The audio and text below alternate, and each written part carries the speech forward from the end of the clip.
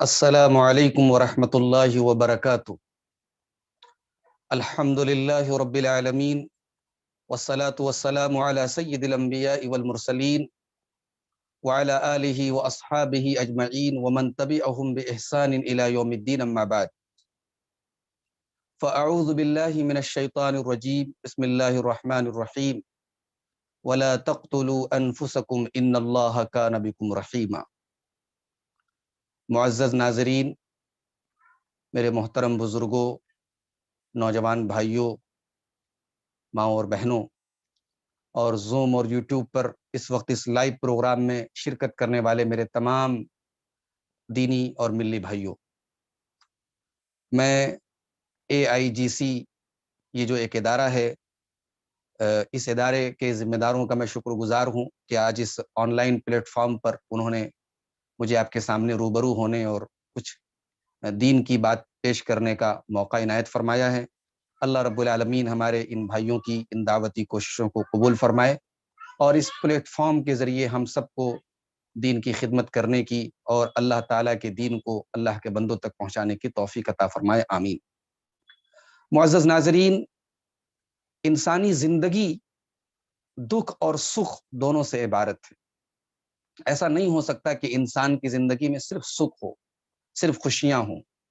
انسان کی زندگی میں جہاں خوشیاں ہیں تو وہاں غم بھی ہے، انسان کی زندگی میں جہاں مسکراہٹ ہے وہاں آنسو بھی ہے۔ اللہ تبارک و تعالیٰ نے سورۃ النجم کی آیت نمبر 43 میں فرمایا کہ وَأَنَّهُ هُوَ أَضْحَكَ وَأَبْكَى، اللہ ہی ہے جو اپنے بندوں کو ہنساتا ہے اور اپنے بندوں کو رلاتا ہے۔ یعنی اللہ تبارک و تعالیٰ کے حکم سے اور اس کی بنائی ہوئی تقدیر کے مطابق ہماری زندگی میں ایسے واقعات اور ایسے حالات آتے ہیں کہ ہم ہنستے بھی ہیں، اور کبھی کبھی ایسے حالات بھی آتے ہیں کہ ہم روتے بھی ہیں، ہماری آنکھوں سے آنسو بھی آتے ہیں۔ تو ہماری جو زندگی ہے یہ مشقتوں اور پریشانیوں اور ٹربلز اور پرابلمز سے بھری ہوئی ہے۔ دنیا کی زندگی ایسا نہیں ہو سکتا کہ اس میں پرابلمز نہ آئے، اس میں ٹربلز نہ آئے، اس میں ٹینشن نہ آئے، اس میں دکھ نہ آئے۔ اللہ تعالیٰ نے سورہ بلد کی آیت نمبر 4 میں فرمایا کہ لَقَدْ خَلَقْنَا الْإِنسَانَ فِي كَبَدٍ، ہم نے انسان کو مشقتوں میں پیدا کیا ہے۔ انسان کی زندگی، انسان کی پیدائش سے لے کر کے اس کی موت تک کا جو پیریڈ ہے یہ مشقتوں سے بھرا ہوا ہوتا ہے، یہ پریشانیوں سے بھرا ہوا ہوتا ہے۔ سورۃ الانشقاق کی آیت نمبر 6 میں اللہ تعالیٰ نے فرمایا کہ یا ایھا الانسان انک کادح الی ربک کدحا فملاقیہ، اے انسان تو اپنے رب کی طرف جو سفر طے کر رہا ہے یہ مشقتوں سے بھرا ہے۔ تو اپنے رب سے ملاقات کرے گا مشقتوں کے بعد، پریشانیوں کے بعد، تکلیفوں کے بعد۔ تو میرے بھائیو، انسان کی زندگی میں تکلیفیں نہ آئے، پریشانی نہ آئے، ایسا ہو ہی نہیں سکتا۔ اگر ایسی کوئی زندگی ہے جہاں کوئی دکھ نہیں، کوئی تکلیف نہیں، کوئی تھکاوٹ نہیں، کوئی ٹینشن نہیں، تو ایسی زندگی صرف جنت میں ملے گی۔ رب العالمین ہم سب کو وہ زندگی عطا فرمائے۔ معزز ناظرین، انسانی زندگی میں پریشانیاں آ جائیں، مسائل آ جائیں، ٹربلز آ جائیں، پرابلمز آ جائیں، تو ایک مسلمان ہونے کے ناطے ہماری ذمہ داری کیا ہے؟ ہماری ذمہ داری یہی ہے کہ ہم ان مسائل کو حل کرنے کی کوشش کریں، ان مسائل کو حل کرنے کی کوشش کریں، ان مسائل کا سامنا کریں۔ اللہ کے نبی صلی اللہ علیہ وسلم نے ایک مومن کا 2 کردار بتایا ہے زندگی کے اندر۔ زندگی میں 2 ٹائپ کے حالات ہوتے ہیں، 2 کیٹیگری ہوتی ہے حالات کی۔ ایک ہے کہ نعمت کے حالات ہیں، اور ایک ہوتا ہے کہ بھئی پریشانی اور مصیبت کے حالات۔ مومن ان دونوں قسم کے حالات میں شکر اور صبر کے ذریعے وہ کامیابی حاصل کرتا ہے۔ اللہ کے پیارے نبی صلی اللہ علیہ وسلم فرماتے ہیں، صحیح مسلم کی 2999 نمبر کی حدیث ہے، آپ نے فرمایا کہ عجبا لامر المؤمن، مومن کا معاملہ بڑا عجیب ہے، ان امرہ کلہ خیر، مومن ہر حال میں بھلائی میں رہتا ہے، ولیس ذلک لأحد الا للمؤمن، اور یہ چیز سوائے مومن کے کسی اور کو نصیب نہیں ہوتی۔ یعنی یہ آنر اور یہ اعزاز اور یہ مقام صرف مومن کو ملتا ہے کہ وہ ہر حال میں بھلائی میں ہے۔ ان اصابتہ سراء الشکر فکان خیرا لہ وان اصابتہ ضراء الصبر فکان خیرا لہ، مومن کے اوپر خوشحالی آتی ہے، نعمتیں ملتی ہیں، اولاد ملتی ہے، دولت ملتی ہے، کاروبار اچھا چلتا ہے، صحت ملتی ہے، تندرستی ملتی ہے، جوانی ملتی ہے، اپنی نعمتوں میں، اپنی خوشحالی میں مومن اللہ کا شکر ادا کرتا ہے۔ تو وہ نعمتیں، وہ خوشخبریاں، وہ اچھائیاں، وہ بھلائیاں مومن کے لیے خیر اور برکت کا باعث ہو جاتی ہیں۔ وَإِنْ أَصَابَتْهُ ضَرَّاءُ الصَّبْرَ، اور مومن کے اوپر جب کوئی تکلیف آتی ہے، کوئی بیماری آتی ہے، کوئی دکھ آتا ہے تو مومن صبر سے کام لیتا ہے، فکان خیر لہ، اور وہ مصیبت اس کے لیے صبر کی وجہ سے وہ مصیبت بھی اس کے لیے خیر اور برکت کا سبب بن جاتی ہے۔ معزز ناظرین، ہمارے پیارے نبی صلی اللہ علیہ وسلم کا اسوہ حسنہ ہمارے سامنے موجود ہے۔ پیارے نبی صلی اللہ علیہ وسلم کی زندگی میں بہت قسم کی ٹریجڈیز آئیں، بہت قسم کے دکھ آئے۔ آپ نے اپنی تین بیٹیوں کے جنازے دیکھے، اپنے نرینہ بیٹے، اپنے بیٹے حضرت ابراہیم رضی اللہ تعالیٰ عنہ کو اللہ کے رسول صلی اللہ علیہ وسلم نے اپنی گود میں اپنے ہاتھوں میں دم توڑتے ہوئے دیکھا ہے۔ اللہ کے پیارے نبی صلی اللہ علیہ وسلم نے اپنے وطن شہر مکہ سے دوری کی تکلیف سہی ہے۔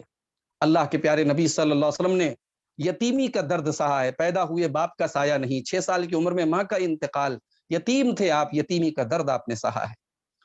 اپنوں کی مخالفت آپ نے سہی ہے۔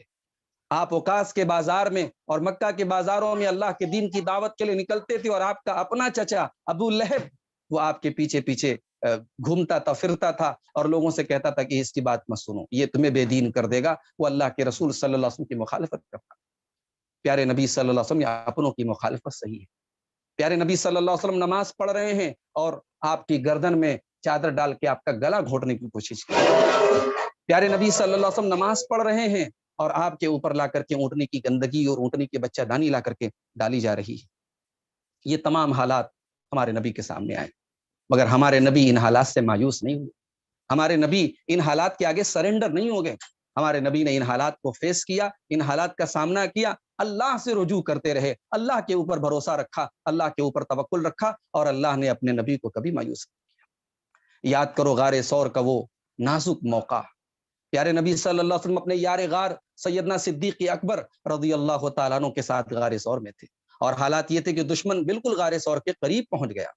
حضرت ابو بکر صدیق نے بڑے گھبراہٹ میں اور بڑے ٹینشن بھرے لہجے میں اللہ کے رسول صلی اللہ علیہ وسلم سے کہا، لو نظر احدهم تحت قدمیہ لابصرنا، یا رسول اللہ اگر ان میں سے کسی نے بھی ذرا سا اپنے قدموں کے نیچے دیکھا تو ہم پر نظر پڑ جائے گی اور ہم گرفتار ہو جائیں گے۔ پیارے نبی صلی اللہ علیہ وسلم نے اس نازک موقع پر بھی اللہ کی ذات پر توکل کی مثال قائم کی۔ اس ٹینشن میں، اس پرابلم میں، اس ٹربل میں پیارے نبی صلی اللہ علیہ وسلم نے اپنی پوری امت کے لیے ایک مثال قائم کی۔ آپ جمے رہے، استقامت پر رہے۔ آپ نے حضرت ابو بکر صدیق سے کہا، ما ظنک باثنین اللہ ثالثہما، اے ابو بکر ان 2 لوگوں کے بارے میں تمہارا کیا خیال ہے جن کا تیسرا اللہ ہے؟ ہم 2 نہیں ہیں، ہمارے ساتھ ایک تیسرا بھی ہے۔ اس رب کی رحمت، اس رب کی معیت، اس رب کی نصرت، اس رب کی تائید ہمارے ساتھ ہے۔ وہ رب اپنے عرش پر مستوی ہے اپنی ذات کے اعتبار سے، مگر اس کی رحمت، اس کا علم، اس کی قدرت ہمارے ساتھ ہے، اس کی تائید ہمارے ساتھ ہے، اس کی نصرت ہمارے ساتھ ہے۔ وہ رب ہمیں کبھی بھی پریشانیوں کے حوالے نہیں کرے گا، حالات کے حوالے نہیں کرے گا۔ محترم ناظرین، پیارے نبی صلی اللہ علیہ وسلم کے اوپر غزوہ احد میں کیسے حالات آئے۔ ایک ایسا بھی وقت آیا کہ دشمن کی بڑی تعداد کی دھوس آپ کے سامنے جمانے کی کوشش کی گئی۔ آپ کے اور آپ کے صحابہ سے کہا گیا بہت بڑا لشکر تم پر حملہ کرنے کے لیے آ رہا ہے۔ اس موقع پر پیارے نبی صلی اللہ علیہ وسلم اور صحابہ کے ایمان اور حوصلے میں کمی نہیں آئی۔ اس مصیبت کو دیکھ کر، اس ٹینشن کو دیکھ کر، اس پرابلم کو دیکھ کر پیارے نبی اور صحابہ مایوس نہیں ہوئے، بلکہ ان کے ایمان اور حوصلے میں اور اضافہ ہو گیا۔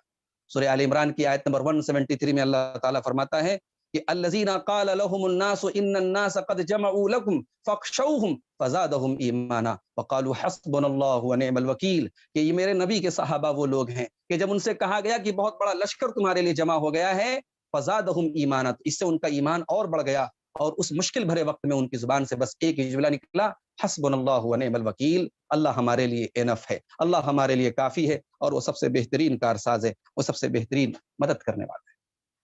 معزز ناظرین، زندگی کے حالات سے ہم مایوس ہو جائیں، ایک مومن کبھی مایوس نہیں ہوتا۔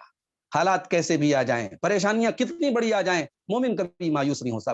مایوس ہونا یہ مومن کی نشانی ہی نہیں ہے، یہ گمراہ لوگوں کی نشانی ہے، یہ کافروں کی نشانی ہے۔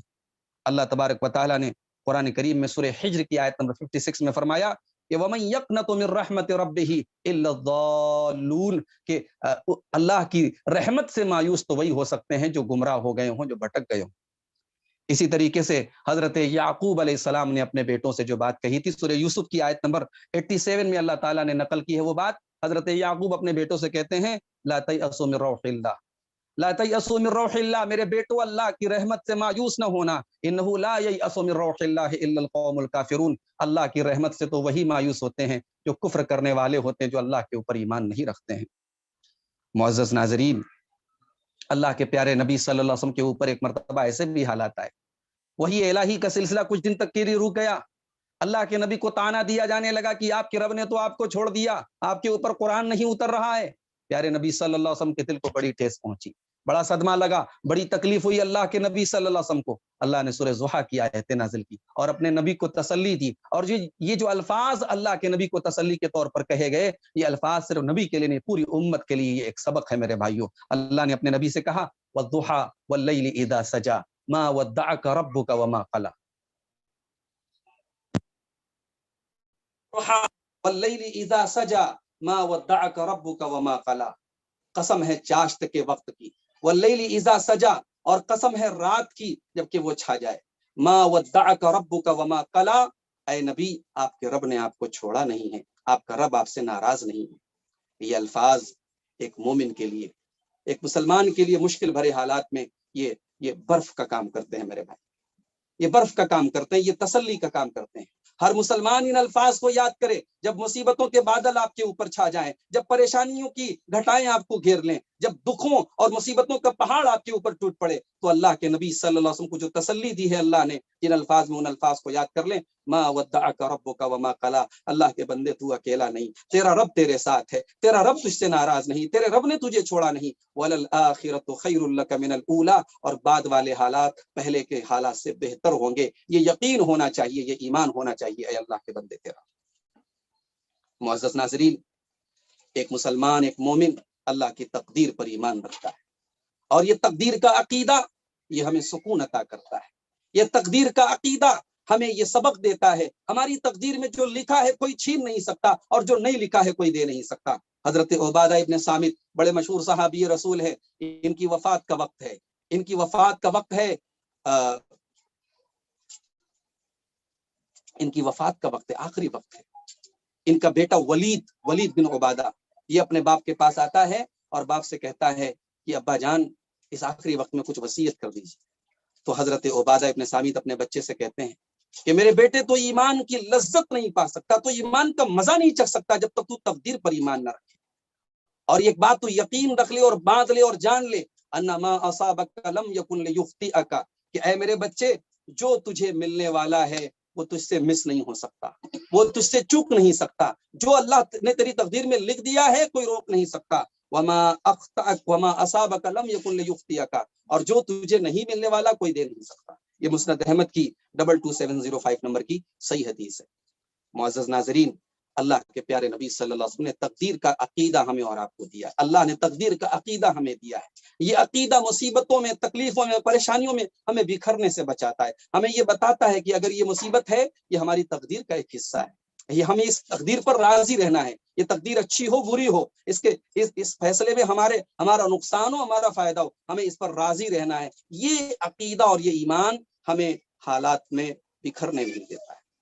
اللہ کے پیارے نبی صلی اللہ علیہ وسلم اپنے چچا زاد بھائی، اپنے چچا کے بیٹے عبداللہ ابن عباس رضی اللہ تعالیٰ عنہ کو وصیت کرتے ہوئے کہتے ہیں، ترمذی کی 2516 نمبر کی صحیح حدیث ہے، کہتے ہیں کہ اے میرے بچے ساری کائنات مل کر کے تیرا کوئی بگاڑنا چاہے، لن یضروک، نہیں بگاڑ سکتی الا ما کتب اللہ لک، اللہ نے تیری تقدیر میں جتنا لکھا ہے وہی فائدہ تجھے پہنچے گا، اور جتنا نقصان تیری تقدیر میں لکھا ہے وہی نقصان تجھے پہنچے گا۔ پوری کائنات مل کر کے تجھے نقصان نہیں پہنچا سکتی، تجھے نفع نہیں پہنچا سکتی۔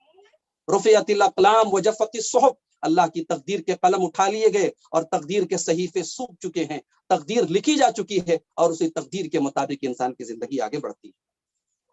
میرے بھائیوں، بہت سارے لوگوں کو لگتا ہے جب مصیبتیں بہت زیادہ آ جائیں، زندگی میں سمسیائیں اور ٹینشن بہت زیادہ آ جائیں، انہیں لگتا ہے کہ چلو بھائی اب ہم خودکشی کر لیں، اپنے آپ کو ختم کر لیں، سوسائڈ کر لیں تاکہ دنیا کے اس جھنجٹ سے نجات ملے۔ نہیں، خودکشی کر کے، سوسائڈ کر کے آپ دنیا کے مسائل سے تو نہیں بچتے، ہاں آخرت بھی آپ کی تباہ ہو جاتی ہے، دنیا کی مصیبتیں بھی آپ کی ختم نہیں ہوئی، اور ظاہر ہے کہ خودکشی خود ایک بیماری ہے، خودکشی خود ایک تکلیف ہے، خودکشی خود ایک بہت بڑا حادثہ ہے. تو دنیا کی مصیبتیں ختم تو نہیں ہوئی، آخرت کی مصیبتیں بھی آپ کے لیے شروع ہو گئی.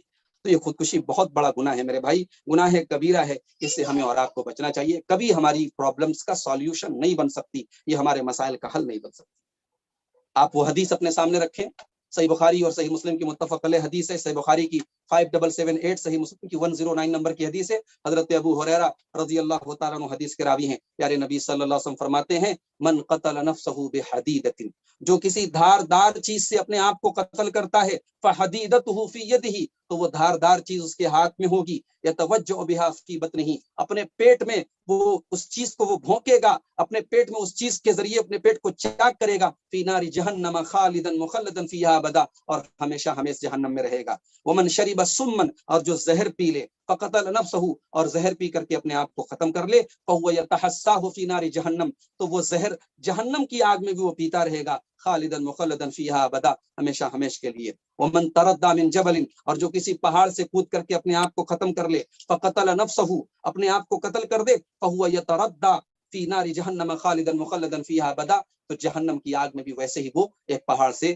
گرتا رہے گا اور اپنے آپ کو ختم کرتا رہے گا. میرے بھائیوں، اس حدیث سے معلوم ہوا کہ خودکشی کرنا یہ بہت بڑا گناہ ہے، اور جس طریقے سے انسان خودکشی کرے گا اسی طریقے کا عذاب اسے جہنم میں دیا جائے گا. ایک اور حدیث اپنے سامنے رکھیں، صحیح بخاری کی 3276 اور صحیح مسلم کی 113 نمبر کی حدیث ہے. حضرت جندب بن عبداللہ کہتے ہیں، اللہ کے پیارے رسول صلی اللہ علیہ وسلم نے فرمایا کہ کان فی من کان قبلکم رجل بہ جرح، تم سے پہلے کے لوگوں میں ایک انسان تھا جس کو کے بدن میں کوئی زخم تھا.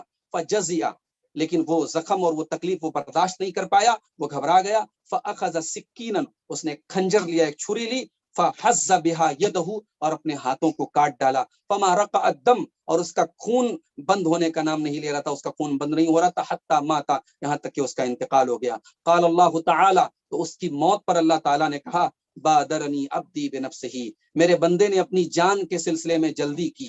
اس کی موت کا جو وقت ہم نے مقرر کیا تھا اس کے سلسلے میں اس نے جلدی کی اور اپنے آپ کو خود قتل کر دیا. حرمت علیہ الجنہ، میں نے اپنے بندے کے لیے جنت کو حرام کر دیا. معزز ناظرین، یہ اتنا بڑا گناہ ہے خودکشی کہ پیارے نبی صلی اللہ علیہ وسلم کے سامنے خودکشی کرنے والے کا جنازہ پیش کیا گیا تو آپ نے جنازے کی نماز پڑھانے سے انکار کر دیا. بطور عبرت کے لوگوں کو عبرت حاصل ہو، لوگوں کو پتہ چلے یہ بہت بڑا گناہ ہے. حضرت جابر بن سمورہ کہتے ہیں، صحیح مسلم کی 978 نمبر کی حدیث ہے کہ اتی النبی صلی اللہ علیہ وسلم برجل قتل نفسه بمشاقص، اللہ کے رسول صلی اللہ علیہ وسلم کے پاس ایک آدمی لایا گیا جس نے تیروں کے ذریعے اپنے آپ کو ختم کر دیا تھا. فلم یصلی علیہ، پیارے نبی صلی اللہ علیہ وسلم نے اس کی جنازے کی نماز نہیں پڑھی. لیکن اہل علم کہتے ہیں، اس حدیث کی شرح میں امام نووی وغیرہ کہتے ہیں کہ صحابہ نے اس آدمی کی جنازے کی نماز پڑھی، پیارے نبی صلی اللہ علیہ وسلم نے نہیں پڑھی. لہٰذا معلوم ہوا کہ اہل علم نہ پڑھیں، اہل فضل نہ پڑھیں، جو سماج میں مسلمانوں کے جو سربراہ قسم کے لوگ ہیں وہ بطور عبرت نہ پڑھیں، تاکہ لوگوں کو معلوم ہو کہ یہ بہت بڑا گناہ ہے. لیکن یہ ایسا گناہ نہیں ہے جو ملت سے خارج کر دیتا ہو، اسلام سے خارج کر دیتا ہو. خودکشی کرنے والے کی جنازے کی نماز پڑھی جائے گی، اور یہ بھی یاد رکھیں اس کے لیے دعائیں مغفرت کر سکتے ہیں. خودکشی کرنے والے کے لیے دعائیں مغفرت کر سکتے ہیں، کیونکہ بہرحال وہ گناہ کبیرہ کا مرتکب ہے. جیسے اور گناہ کبیرہ ہیں ویسے خودکشی بھی گناہ کبیرہ ہے. یہ شرک نہیں ہے، یہ کفر نہیں ہے، یہ اسلام سے خارج کرنے والا گناہ نہیں ہے، بلکہ خودکشی کرنے والا اللہ کی مشیت کے تابع ہے. اللہ چاہے تو معاف کر دے، اللہ چاہے تو عذاب دے، لیکن ہمیں اس کے لیے دعائیں مغفرت کرنی چاہیے. ممکن ہے کہ ہماری دعا کے سبب اللہ رب العالمین اس کی مغفرت کر دے. معزز ناظرین، اس وقت کا ایک بڑا برننگ ایشو ہمارے انڈیا میں، ہمارے ملک میں آپ نے سنا ہوگا، احمد آباد کے اندر، گجرات، ہمارے انڈیا کے ایک اسٹیٹ گجرات میں، شہر احمد آباد میں، ایک مسلم لڑکی جس کا نام عائشہ بانو تھا اور جس کے شوہر کا نام عارف تھا، اس لڑکی نے 25 فروری کو سابرمتی ندی میں کود کر کے جان دے دی، خودکشی کر لی. اور خودکشی کے پہلے اس لڑکی نے ایک ویڈیو اپلوڈ کیا انٹرنیٹ پر، اور اس ویڈیو میں اس نے یہ بتانے کی کوشش کی کہ وہ زندگی سے بہت مایوس ہو گئی ہے، شوہر سے اور سسرال والوں سے جو مسائل چل رہے ہیں ان مسائل کی وجہ سے وہ تنگ آ گئی ہے اور وہ اپنی زندگی کو ختم کرنا چاہتی ہے. اس کے باپ سے اس کی موت کے پہلے، اس کی خودکشی کے پہلے جو فون پر بات ہوئی تھی اس کی ریکارڈنگ بھی انٹرنیٹ پر موجود ہے. باپ نے بہت سمجھانے کی کوشش کی، لیکن بیٹی نے خودکشی کے ارادے سے اپنے آپ کو وہ نہیں روک سکی اور اس نے اپنی جان دے کر کے اپنے آپ کو ختم کر دیا. ظاہر ہے ایک نوجوان لڑکی اپنی شادی شادی شدہ زندگی کے مسائل سے مایوس ہو کر کے اتنا خطرناک اور اتنا غلط قدم اٹھاتی ہے، اس ویڈیو کو دیکھنے کے بعد اور اس کی موت کی خبر سن کر کے ہر جو ہے درد مند دل جو ہے وہ تڑپ اٹھتا ہے، اور ہر مسلمان کو تکلیف ہو رہی ہے، ہر انسان کو تکلیف ہو رہی ہے، تکلیف کی بات ہے۔ مگر میرے بھائیوں، عائشہ بانو کی اس خودکشی کے پیچھے ہمارے اور آپ کے لیے بہت بڑے سبق بھی ہیں، بہت بڑے سبق بھی ہیں، اور بہت ساری چیزیں ہیں، بہت سارے غور کرنے والے پوائنٹس ہیں، ہمیں ان پر غور کرنے کی ضرورت ہے۔ سب سے پہلا جو ہمارے لیے قابل غور جو نقطہ ہے اس خودکشی کے اندر، کہ وہ ایک مسلمان لڑکی تھی، ایک مسلمان لڑکی تھی، پڑھی لکھی لڑکی تھی، مگر اس کے اندر دین کا علم اگر ہوتا تو شاید وہ یہ قدم نہ اٹھاتی۔ جو اللہ کے دین کو سمجھے گا، جو قرآن کو سمجھے گا، جو حدیث کو سمجھے گا، وہ کبھی خودکشی نہیں کر سکتا۔ اس لڑکی کے اندر دینی شعور کی کمی تھی، وہ دنیاوی اعتبار سے پڑھی لکھی تھی، اس نے ایم اے کیا ہوا تھا پولیٹیکل سائنس سے، وہ کہیں جاب بھی کرتی تھی، پڑھے لکھے ماحول سے تھی، پڑھی لکھی تھی، لیکن دین کا علم نہیں تھا۔ اس میں ہمارے اور آپ کے لیے بہت بڑا سبق ہے۔ اپنے بچوں کو ہم دنیاوی تعلیم کے ساتھ ان کو دین کا وہ علم دیں، دین کا وہ علم دیں جو انہیں اس قسم کی حرکتوں سے بچائے گا میرے بھائی۔ انہیں خودکشی جیسے قدم اٹھانے سے، ہمارے بچوں کو، ہماری بچیوں کو، ہمارے نوجوان بھائیوں کو اور ہماری نوجوان بہنوں کو خودکشی کرنے سے اگر کوئی چیز بچا سکتی ہے، ان کا دین اور دین کی جو تعلیم ہے، قرآن و حدیث کی جو تعلیم ہے، وہ شعور اور وہ جذبہ جو ہے وہ ہمیں اس قسم کی حرکتوں سے بچائے گا۔ لڑکی کا باپ اپنی لڑکی کو سمجھا رہا تھا، ٹیلی فون پر جو بات ہو رہی تھی، ریکارڈنگ موجود ہے انٹرنیٹ پر، باپ نے لڑکی سے یہ بھی کہا تھا کہ بیٹی تیرا نام اتنا اچھا ہے، اماں عائشہ رضی اللہ تعالیٰ عنہا کا تیرا نام ہے، بیٹی میں تجھے اماں عائشہ کی قسم دیتا ہوں تو یہ کام مت کر۔ یہاں ظاہر ہے کہ ہمیں اور آپ کو یہ بات معلوم ہے کہ اسلام میں غیر اللہ کی قسم کھانا حرام ہے، اللہ کے علاوہ کسی اور کی قسم کھانا حرام ہے۔ اس سے یہ بھی معلوم ہوا کہ لڑکی عائشہ کے والد کے اندر بھی دین کی تھوڑی بہت تو سمجھ ہے، لیکن دین کا جو شعور ہونا چاہیے، جو علم ہونا چاہیے، وہ نہیں ہے۔ اسے یہ بھی نہیں پتا کہ حضرت عائشہ رضی اللہ تعالیٰ عنہ بہت اونچے مقام کی حامل خاتون تھیں، ہم سب کی ماں تھیں، مگر ان کی قسم ہم اسلام کے اندر نہیں کھا سکتے، الاؤڈ نہیں ہے میرے بھائی۔ دوسرا سبق جو ہمیں ملا عائشہ کی خودکشی کے اس سانحے کے اندر، جہیز جیسی لعنت جس نے عائشہ، ممکن ہے ابھی تحقیقات چل رہی ہے، پوری تحقیق اور طرفین دونوں پارٹی کی باتوں کو سنے بغیر ہم فیصلہ نہیں کر سکتے، لیکن بہت ممکن ہے جو حالات اور جو معاملے کی نوعیت سامنے آ رہی کہ جہیز بھی ایک بہت بڑی وجہ تھی اس خودکشی کے پیچھے۔ آج ہماری بہنیں خودکشی کر رہی ہیں جہیز کی اس لعنت کے پیچھے۔ میرے بھائیوں، اس جہیز کے ناسور کو ہمیں ختم کرنا پڑے گا۔ اس جہیز کے ناسور نے کتنی ہماری بہنوں کی جانیں لے لی ہیں، اور کتنی بہنیں ہماری گھٹ گھٹ کے مر رہی ہیں، گھٹ گھٹ کے جی رہی ہیں، وہ ان کی زندگی موت بن چکی ہے، ان کی عمر نکل جا رہی ہے، کیونکہ ان کے باپ کے پاس ان کو دینے کے لیے جہیز کا انتظام نہیں۔ ہم اسلام کا نام لیتے ہیں، ہم اپنے آپ کو مسلمان کہتے ہیں، پھر مسلمانوں میں بھی ہر آدمی اپنے مسلک اور اپنے منہج کو جو ہے وہ اپنے موقف کو صحیح سمجھتا ہے۔ میرے بھائیوں، ہم کون سے مسلمان ہیں؟ ہمیں چلو بھر پانی میں ڈوب مرنا چاہیے۔ ہماری شادیاں سنتوں کے خلاف ہے، ہم نے نکاح کو اتنا مشکل بنا دیا، آج ہمارے بھائی، ہماری بہن آج زنا کے راستے کی طرف جا رہے ہیں۔ میرے بھائیوں، ہمیں اس سانحے سے یہ سبق بھی ملتا ہے کہ جہیز کی اس لعنت کو ہمیں سماج سے ختم کرنا ہے، اور اس میں جو سماج کا، ہمارے مسلمانوں کا جو مالدار طبقہ ہے، جو سرمایہ دار طبقہ ہے، اس کو آگے بڑھنا پڑے گا، اس کو پہل کرنی پڑے گی، اور اس کے بعد ہی یہ لعنت اور ناسور ختم ہوگی۔ جہیز کو ہم ختم کریں، اور سکے کا دوسرا پہلو یہ ہے، ہم جہیز ختم کریں اور بیٹیوں کا جو وراثت میں حق ہے وہ دینا ہم شروع کریں۔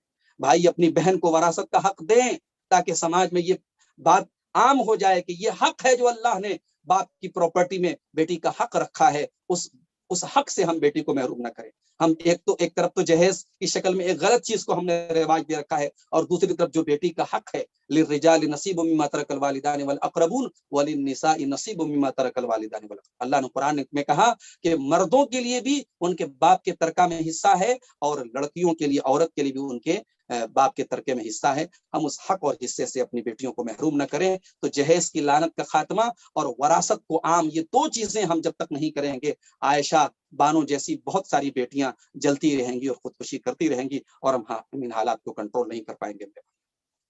اور تیسرا جو سبق ہمیں مل رہا ہے اس سانحے سے، کہ طلاق کا جو صحیح طریقہ ہے، سماج میں وہ طریقہ لوگوں کو معلوم نہیں۔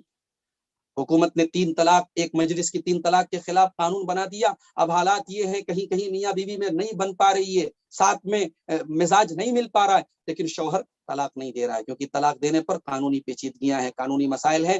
تو شوہر کیا کرتا ہے؟ بیوی کو ستا رہا ہے، تکلیف دے رہا ہے، اور حالات ایسے پیدا ہو رہے ہیں، بیویاں خودکشی کر رہی ہیں۔ میرے بھائی، طلاق کا دینے کا یہ غلط طریقہ ہے. حکومت نے جو قانون بنایا وہ اپنی جگہ، لیکن طلاق طلاق طلاق کہہ کر کے بیوی سے کو طلاق دے دینا یہ طریقہ ہی صحیح نہیں ہے.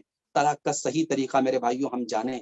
اسلام نے پورا ایک پروسیس بتایا ہے کہ بیوی کو ایک مرتبہ طلاق دیا جائے، پھر 3 مہینے کی عدت کا ٹائم ہوگا جو بیوی اپنے شوہر کے ساتھ گزارے گی. اس 3 مہینے کے اندر ممکن ہے شوہر کا دل پسیج جائے، بیوی کی خدمات دے کر کے شوہر پھر سے رجوع کر لے. رجوع نہیں کرتا، 3 مہینے گزر گئے، نکاح ختم ہو گیا، لیکن آپشن موجود ہے، نیا نکاح کر کے نئے مہر کے ساتھ دونوں میاں بیوی کے ساتھ کے طور پر پھر سے رہ سکتے ہیں. اسلام نے یہ پروسیس 2 مرتبہ ہمیں دیا ہے. ہاں، تیسری طلاق کے بعد پھر یہ پروسیس نہیں ہے. تیسری طلاق کے بعد عدت جب گزر جائے گی پھر وہ دونوں میاں بیوی ساتھ میں نہیں رہ سکتے. تیسری طلاق کے بعد فوراً معاملہ ختم ہو جائے گا. تو میرے بھائیوں، طلاق کا جو صحیح طریقہ ہے اہل علم کو بھی چاہیے، عوام کو بھی چاہیے، اہل علم کو چاہیے اس کو بیان کریں، اور ہر مسلک کے لوگوں کو معلوم ہو کہ قرآن نے طلاق کا کیا طریقہ بتایا ہے، تاکہ طلاق کے تعلق سے جو غلط فہمیاں اور جو غلط طریقہ سماج میں رائج ہے وہ ختم ہو. اور جہاں واقعی میں میاں بیوی کے درمیان کوئی صورتحال ساتھ میں رہنے کی اور نبھنے کی نہیں بن پا رہی اور طلاق ہی وہاں پہ سولوشن ہے، تو وہاں طلاق دے دی جائے، تاکہ اس قسم کے حالات نہ پیدا ہو کہ عورت جو ہے گھٹ گھٹ کر کے مرے، یا تو طلاق کا معاملہ ہو جائے یا خلا کا معاملہ ہو جائے. اس پر بھی ہمیں اور آپ کو غور کرنے کی ضرورت ہے. اور چوتھا سبق میرے بھائیوں، عائشہ بانو اس دینی بہن کے سانحے میں ہم کو یہ بھی ملتا ہے کہ لڑکی کے باپ کو اگر رشتہ کرتے وقت یہ پتا ہوتا کہ ہمارا ہونے والا داماد اتنا لالچی ہے تو شاید وہ اپنی بیٹی کی شادی نہ کرتے. لیکن افسوس کی بات ہے کہ ہمارے یہاں شادیوں میں اور رشتہ ناتا طے کرنے میں ہم برادری دیکھتے ہیں، ہم اسٹیٹس دیکھتے ہیں، ہم لڑکے کی نوکری دیکھتے ہیں، لڑکے کا دین نہیں دیکھتے. لڑکا شرابی ہو، کبابی ہو، زانی ہو، سب چلے گا، لیکن بس ہمارے اسٹیٹس کا، ہماری برادری کا ہونا چاہیے. یہ سوچ ختم کرنے کی ضرورت ہے میرے بھائی.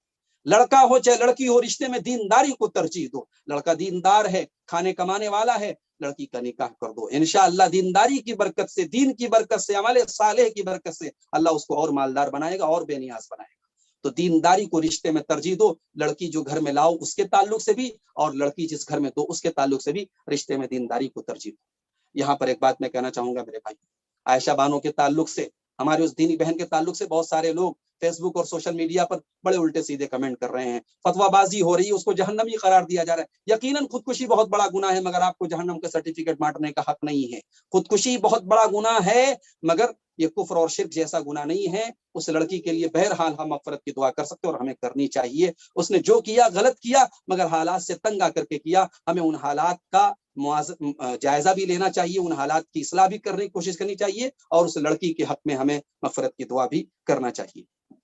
آخری بات میں یہ کہوں گا میرے بھائی، مسائل کا حل خودکشی نہیں ہے میرے بھائی، مسائل کا اور بھی حل ہے. مسائل میں سب سے بڑی جو چیز اسلام نے ہمیں دی، ہم صبر سے کام لیں. یہ صبر ہماری بہت بڑی طاقت ہے. اللہ نے قرآن میں فرمایا وَلَنَبْلُوَنَّكُمْ بِشَيْءٍ مِّنَ الْخَوْفِ وَالْجُوعِ وَنَقْصٍ مِّنَ الْأَمْوَالِ وَالْأَنفُسِ وَالثَّمَرَاتِ. میرے بندو ہم تمہیں آزمائیں گے، کبھی بھوک کے ذریعے، کبھی خوف کے ذریعے، کبھی جان کی کمی، کبھی مال کی کمی، کبھی پھلوں کی کمی. وَبَشِّرِ الصَّابِرِينَ. لیکن اے نبی آپ بشارت سنا دے صبر کرنے والے. الذین اذا اصابتهم مصیبہ. یہ صبر کرنے والے کون ہیں؟ جب ان کے اوپر کوئی مصیبت آتی ہے تو وہ کہتے ہیں انا للہ و انا الیہ راجعون. ہم اللہ ہی کے لیے ہیں اور اللہ ہی کی طرف پلٹ کر کے جانے والے ہیں.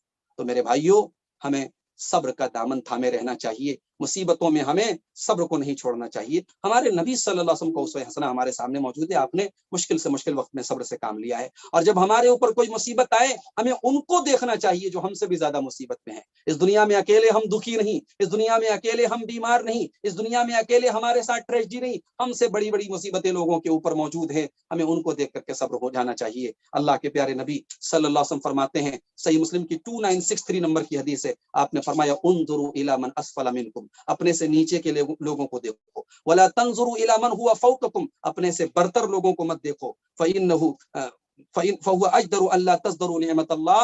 جب تم اپنے سے نیچے اور اپنے سے کمتر اور کمزور لوگوں کو دیکھو گے تو اللہ کی نعمتوں کو حقیر نہیں جانو گے. میرے بھائیو، اللہ نے بہت ساری نعمتوں سے ہمیں نوازا ہے. ہم مصیبتوں میں جب یہ سوچنے لگتے ہیں کہ دنیا کا سب سے بڑا پریشان میں ہوں، یہ سوچنے کا غلط انداز ہے. آپ سے بھی زیادہ پریشان، آپ سے زیادہ بھی مسائل اور پرابلمز کے شکار دنیا میں لوگ ہیں. ان کو دیکھیں تو ہمیں اور آپ کو جو ہے تسلی ہوتی ہے، اور اللہ کی نعمتیں جو ہمارے پاس ہیں ان پر شکر کا جذبہ پیدا ہوتا ہے. مصیبتوں میں اللہ کا ذکر کرو، اللہ کو یاد کرو. اللہ کے ذکر سے سکون ملتا ہے.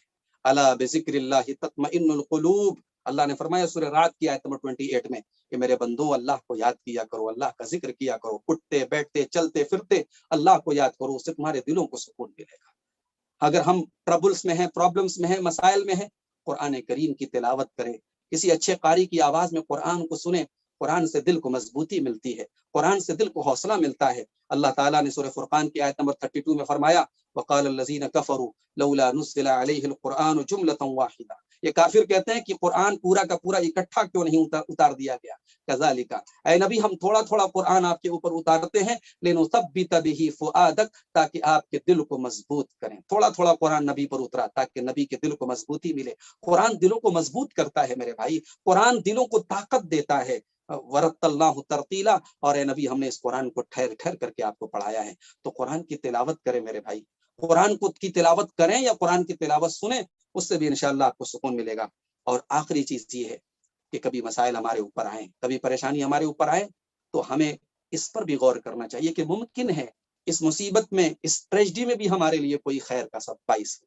ایک بیوی ہے، شوہر سے پریشان ہے، شوہر بہت سارے حق ادا کر رہا ہے لیکن کچھ چیزوں میں پریشان کر رہا ہے، بیوی اللہ سے دعا کرے کہ اللہ میرے شوہر کی اصلاح کر دے، لیکن وہ یہ بھی یاد رکھے کہ وہ شوہر ہو سکتا ہے کہ کسی اعتبار سے اس کے حق میں بہتر، بیوی کے اندر کوئی خامی اور کوئی کمی ہو، شوہر اللہ سے اس کی اصلاح کی دعا کرے، ساتھ میں یہ یاد رکھے کہ ممکن ہے وہ بیوی اس کے لیے خیر کا باعث بنے۔ اللہ تعالیٰ نے سورہ بقرہ کی آیت نمبر 216 میں فرمایا کہ وَعَسَىٰ أَن تَكْرَهُوا شَيْئًا وَهُوَ خَيْرٌ لَكُمْ وَعَسَىٰ أَن تُحِبُّوا شَيْئًا وَهُوَ شَرٌ لَكُمْ، ہو سکتا ہے کہ تم کسی چیز کو پسند کرو اور وہ تمہارے لیے بری ہو، اور کسی چیز کو ناپسند کرو اور وہ چیز تمہارے لیے اچھی ہو۔ وَاللَّهُ يَعْلَمُ وَأَنتُمْ لَا تَعْلَمُونَ، اللہ جانتا ہے تم نہیں جانتے۔ تو میرے بھائیوں، مسائل کا حل یہ ساری چیزیں ہیں، صبر ہے، اللہ کا ذکر ہے، قرآن کی تلاوت ہے، نمازوں کی پابندی ہے، اللہ کے دین کی طرف رجوع ہے، توبہ اور استغفار ہے۔ مسائل کا حل خودکشی نہیں ہے۔ اللہ سے ہم دعا کرتے ہیں اللہ تعالیٰ ہمیں تمام قسم کی ذہنی اور نفسیاتی اور جسمانی الجھنوں سے اللہ تعالیٰ ہم سب کو نجات عطا فرمائے، ہمارے مسائل کو حل فرمائے۔